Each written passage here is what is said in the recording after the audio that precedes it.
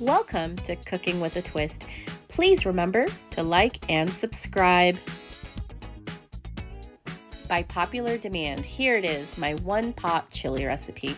I have another version of this recipe where I start off everything on the stove and then transfer into a crock pot.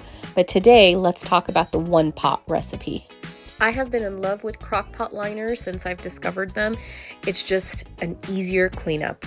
It is optional, so you don't actually need one. We're going to set the crock pot for 9 hours on high. The time will be adjusted a little later. So we're going to need 2 tablespoons of oil, 1 large onion chopped, 1 to 1.5 pounds of beef chunk cubed. You can also add an additional pound of ground beef, or if you're doing just ground beef, it would be 1.5 to 2 pounds of only ground beef. For the spices, we're going to start off with 1 tablespoon of ginger paste and 1 tablespoon of garlic paste. 2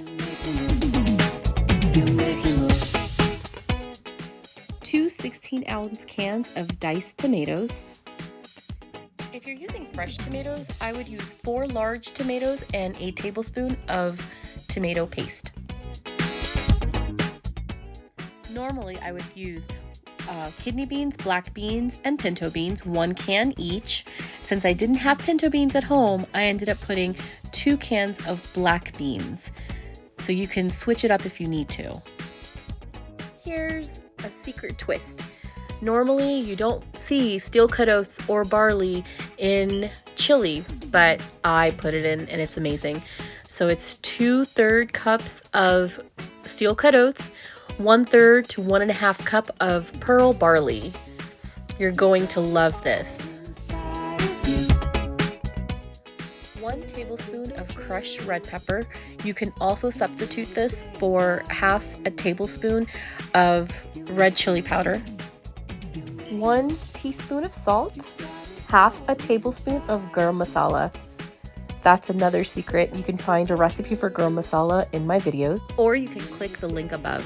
1 tablespoon of cumin powder and 1 tablespoon of coriander powder. Mix well to make sure everything is coated with the spices and the steel-cut oats and barley are not stuck to the bottom. Since I'm making this pot of chili for work, I'm only using 1 green chili pepper. Normally, I would use 4 green chili peppers and half a tablespoon of crushed red pepper. I'm adding 2 cups of water. I'm going to stir really well and cover and cook for the next 9 hours. I will be stirring occasionally just to make sure nothing is getting burnt or stuck to the bottom. With the liner, it normally doesn't stick, but we want to make sure that we are mixing well because of the oats and barley. The last 2.5 to 3 hours will be cooked on low.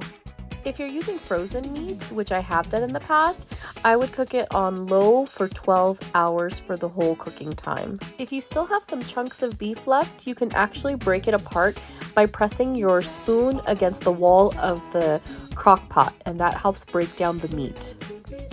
When the cooking time is done, you can leave the crock pot setting to warm. Everyone has their own way of eating chili. I like mine on top of mashed potatoes. Some people like it with potato chips. However you eat your chili, I know you will enjoy this recipe.